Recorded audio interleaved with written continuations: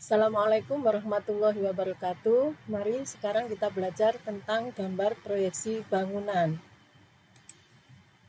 Yang pertama adalah mengenali proyeksi. Apa itu proyeksi? Proyeksi adalah ilmu yang mempelajari tentang cara menggambarkan penglihatan mata kita dari suatu benda 3 dimensi ke dalam kertas gambar secara 2 dimensi, sehingga apa yang kita lihat atau dipandang sesuai dengan penglihatan mata kita. Selanjutnya, bagan proyeksi. Gambar proyeksi dibagi menjadi dua, ada proyeksi sejajar dan proyeksi terpusat. Proyeksi sejajar yang dipelajari adalah tentang proyeksi persegi panjang atau yang dikenal dengan namanya ortogonal. Proyeksi ortogonal sendiri dibagi dua, yaitu Eropa dan Amerika. Selanjutnya ada proyeksi miring atau oblik. Proyeksi miring dibagi dua juga, ada cavalier dan kabinet. Proyeksi sejajar ada lagi yang namanya proyeksi aksonometri. Proyeksi aksonometri dibagi tiga, ada isometri, dimetri, dan trimetri. Yang terakhir dari proyeksi sejajar adalah proyeksi majemuk. Gambar proyeksi yang kedua adalah proyeksi terpusat. Proyeksi terpusat dibagi dua, ada perspektif areal dan perspektif linier atau garis. Selanjutnya, pembelajaran untuk proyeksi gambar bangunan kita fokuskan pada proyeksi isometri. Proyeksi isometri ialah suatu proyeksi yang mempunyai perbandingan panjang antara ketiga sumbunya, yaitu X dibanding Z dibanding Z adalah 1:1:1. Sedangkan jarak antar sumbu membentuk sudut sebesar 120 derajat. Pada proyeksi ini, ciri yang paling mendasar adalah besar sudut antara sumbu X dan Y terhadap garis mendatar adalah 30 derajat. Lebih jelasnya bisa kalian perhatikan pada gambar berikut ini.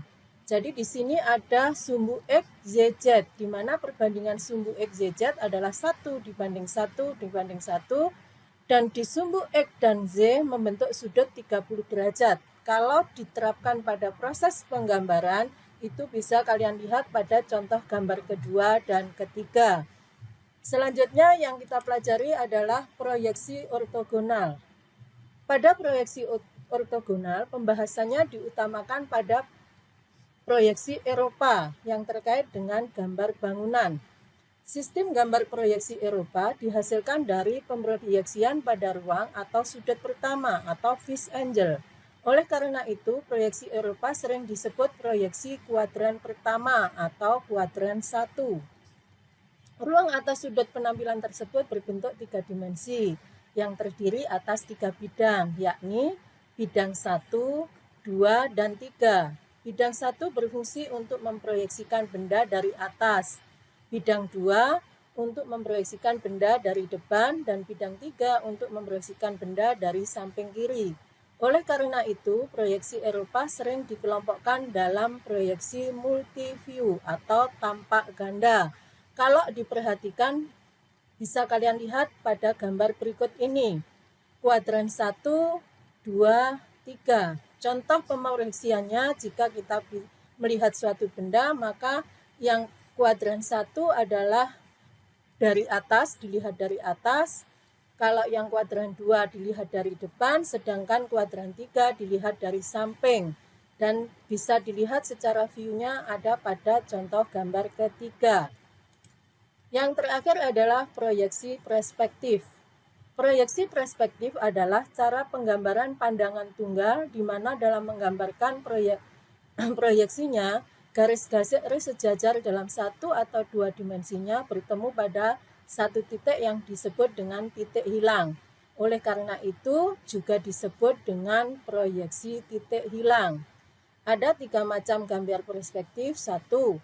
Perspektif dengan satu titik hilang atau yang biasa disebut dengan perspektif sudut.